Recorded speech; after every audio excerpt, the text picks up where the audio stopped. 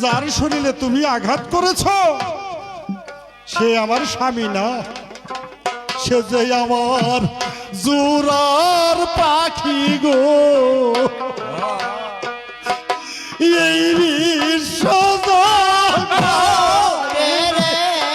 তুমি জানো না, জানো না রে।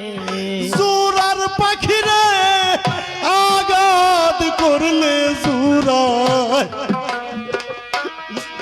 শৈবে কেমন করে রে। তুমি জানো না, জানো না রে। সে যে আমার দুস্থ হইয়াই গেছে এই ত্রিভুবন।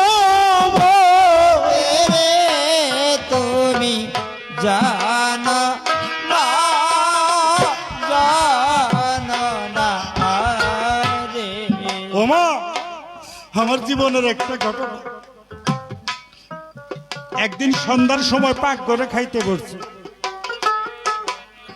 এমন সময় দেখি একটা ডাক পাখি, এই যে ডাক পাখি আপনারা কি বলেন, ওই ডাক পাখি আইসা আমার রান্নাঘরের ধন্নার উপরে বসে। আমার ছেলে করলো কি, এই ডাক পাখিটা দইরে উঠানের মধ্যে নিয়ে টাপার তলে থুয়ে দিছে। আমি বারে বারে বললাম ওটা ছাইরা দে, পাখি ধরুন লাগে। উঠানের মধ্যে টাপার তলে থুয়ে দিছে। বিছনায় হইছি, এখন দেখি দুইটা পাখির আওয়াজ শোনা যায়। ঘরের সম্মুখে এসে দাঁড়াইছি, দেখি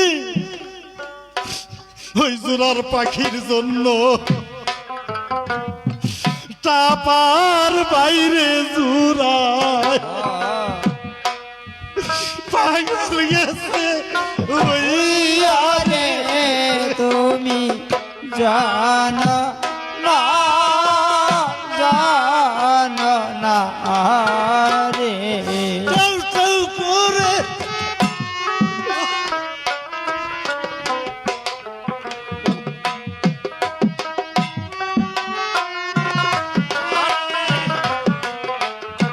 জানো না, জানো না।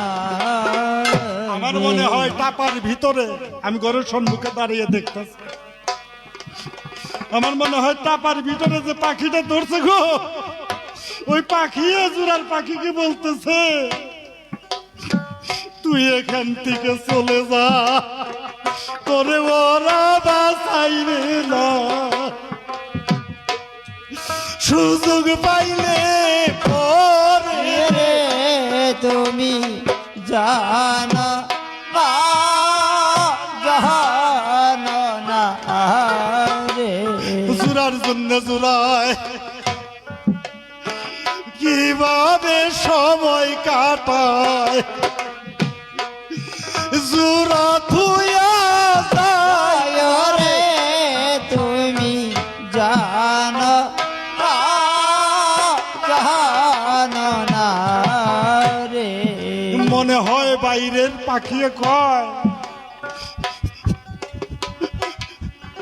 বন্ধুরে, যদি আমার শক্তি থাকতো এইটা পায়ুসা কইরে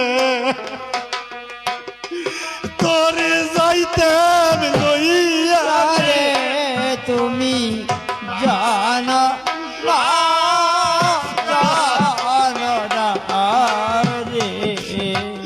বাইরের জোড়াই কয় তুই ছাড়াই আমার এই দুনিয়ায় থাইকা আর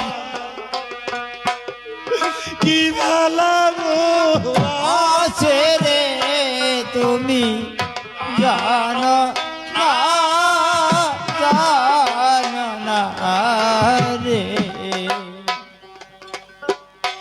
বাইরের পাখিয়ে বলে আমার তো কোনো শক্তি নাই, যদি শক্তি থাকতো যেভাবেই হোক তোকে আমি উদ্ধার করতাম। যাই যদি তোরে নাও নিতে পারি যদি মরণ হয় দুইজনেই মরব রে,